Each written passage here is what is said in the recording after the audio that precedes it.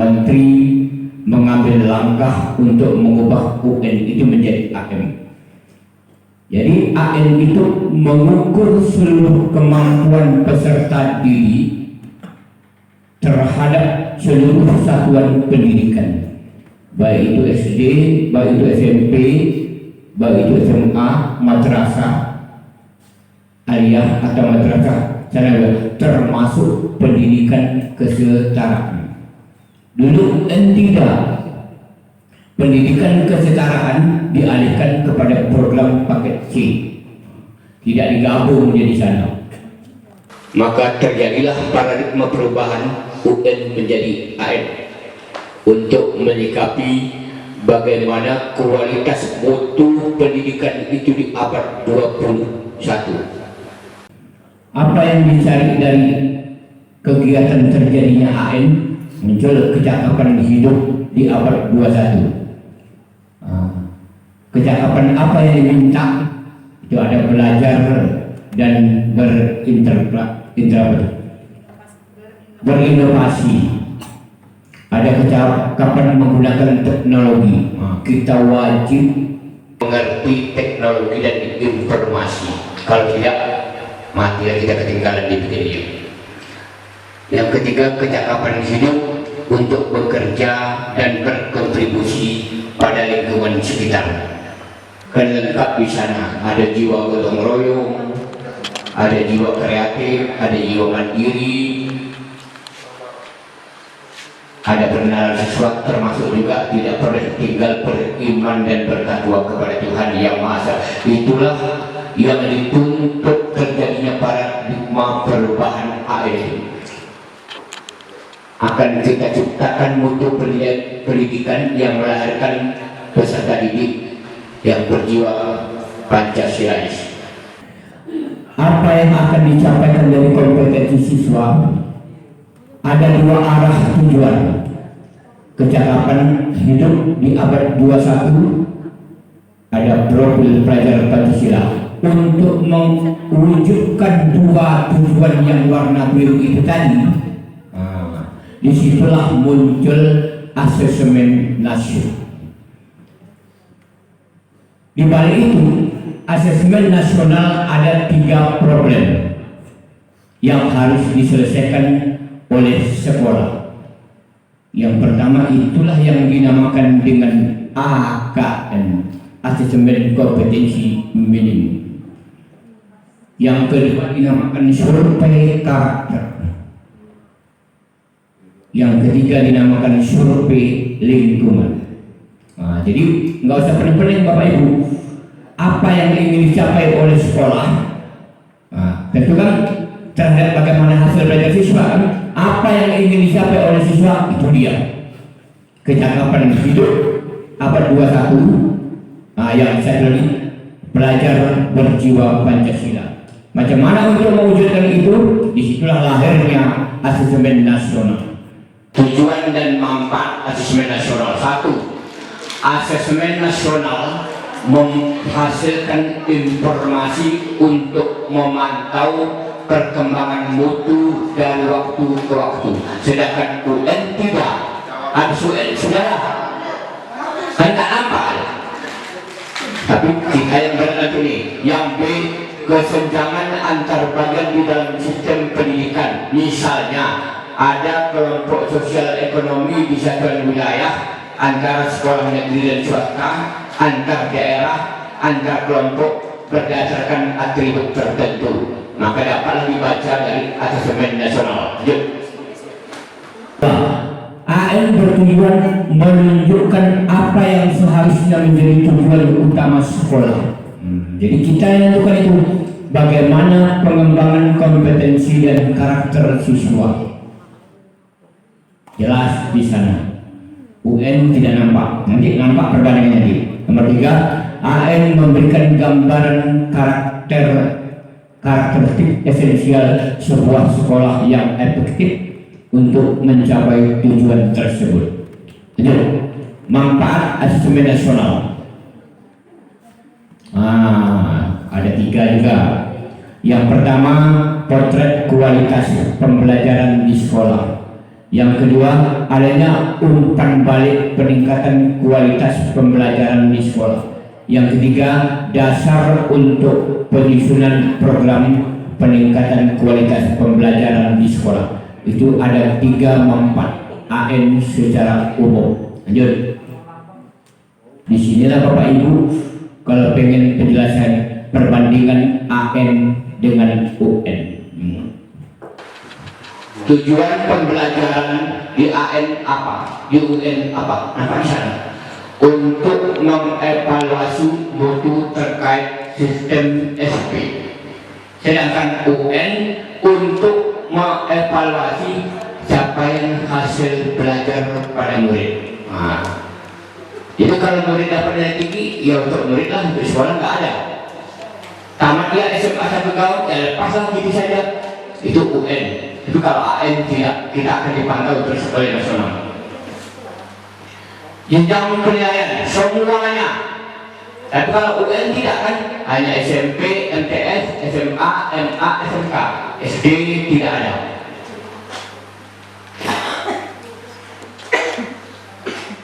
Kelas level 5, 8, 11. Kalau UN semuanya di kelas terakhir.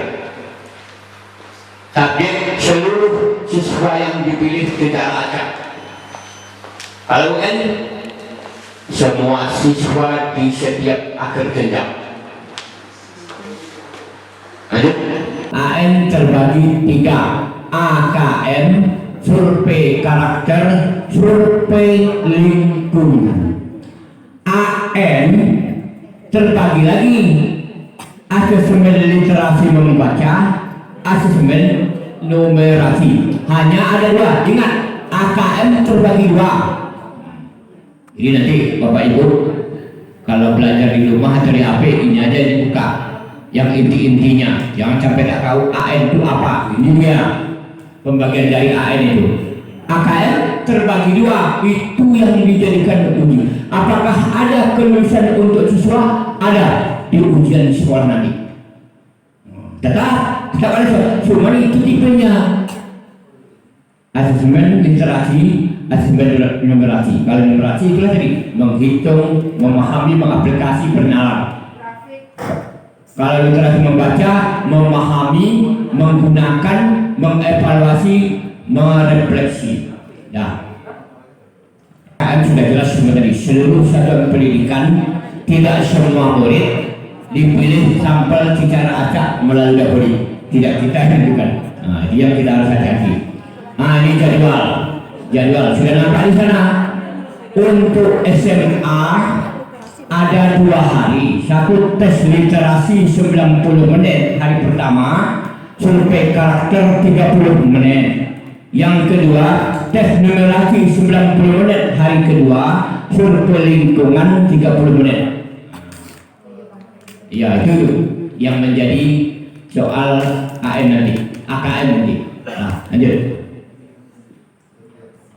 Nah, kriteria, angkat lagi. Kriteria seluruh satuan pendidikan pasti SD, SMP, SMA, MA, MTS, pendidikan kesetaraan masuk di sana.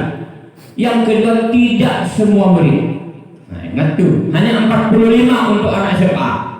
Pemilihannya diacak, tidak kita yang tentukan, tapi tidak boleh.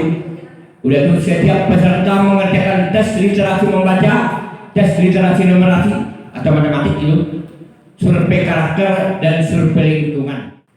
Tampilan soal AKM, ada konseptual, ada menyoal isu terkini, ada redaksi panjang, ada gambar, ada grafik, ada diagram, lengkap di sana. Ada berpikir holistik, komprehensif, ada berpikir kritis, ada koneksi, ada PG, ada PGK, ada menjodohkan, ada isi, ada tampilan soalnya macam-macam. Kalau soalnya rata-rata kita udah bisa semua gitu. Nah, mengerjakan soal AKM, membaca stimulus, memahami, mengulang sampai mengerti, mengidentifikasi, menganalisa, membandingkan, menyimpulkan, tidak tergesa-gesa, lalu berkonsentrasi. Kan jelas pembagian di sana. Tidaklah terlalu sulit. Nah, ini alfabetik. Ini salah satu contoh. Coba Indonesia 9, 14 ini urut dalam urutan ABCD. Coba itu. Yang angka yang muncul 1, 9, 4, 5, ya kan? Angka yang muncul 1 paling banyak, baru 9 3 buah, baru 4 3 buah, baru 5 2 buah. Tahun merdeka. Nah, coba kira di sana. Sigma angka 90. Iya, jumlah semua.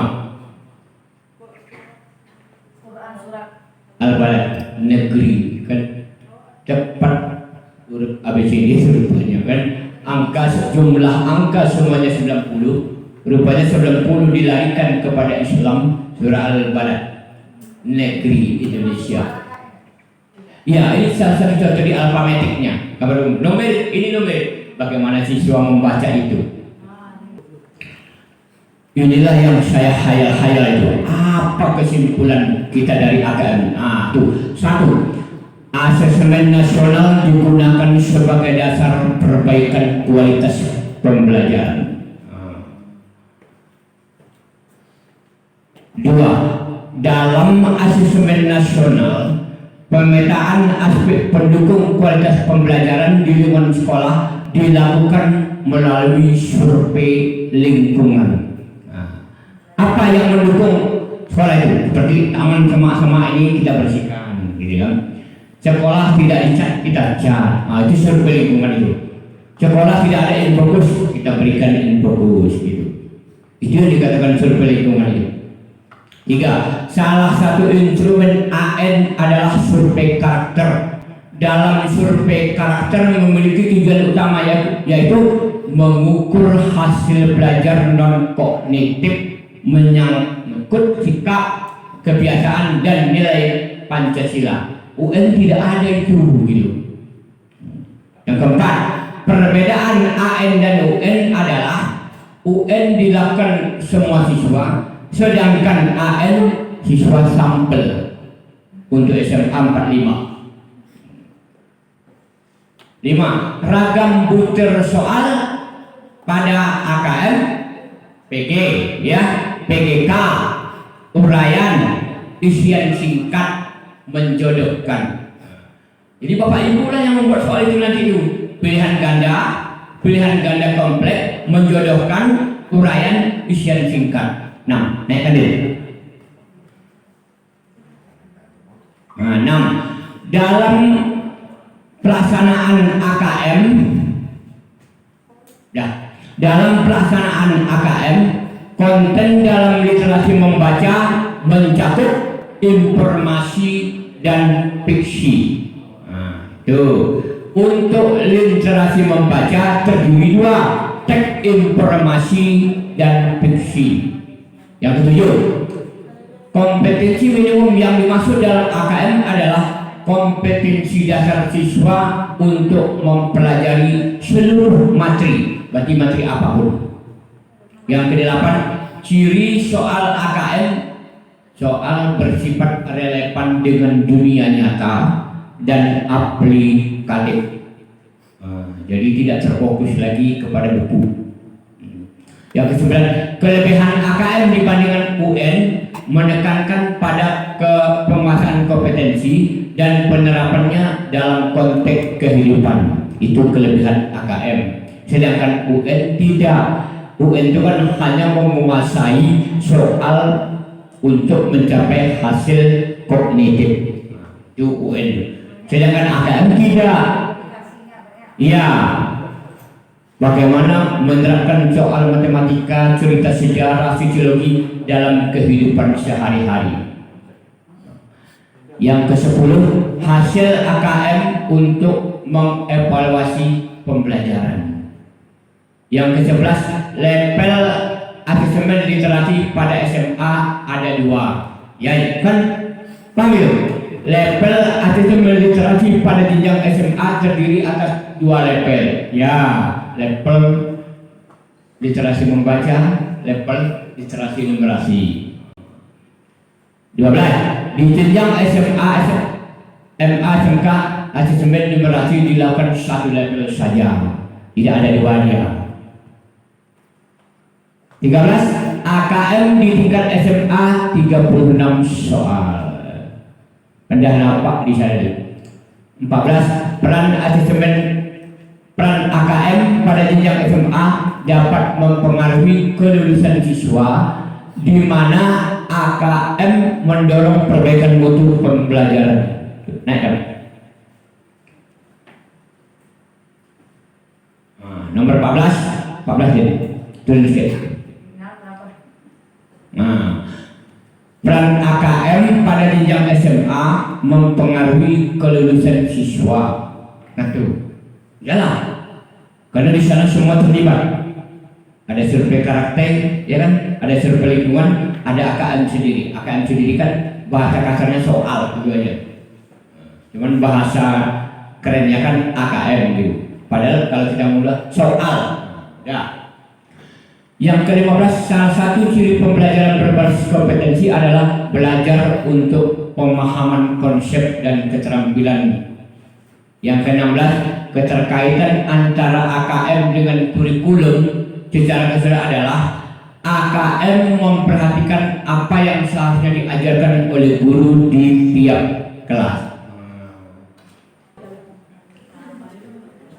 Yang ke-17, soal dalam asesmen literasi menggunakan proses kognitif yang lebih baik dibanding UN. Ya udah jelas di sana. Karena terdapat proses baru yaitu mengevaluasi dan merevisi isi teks dan hal lain di luar teks maupun pengalamannya.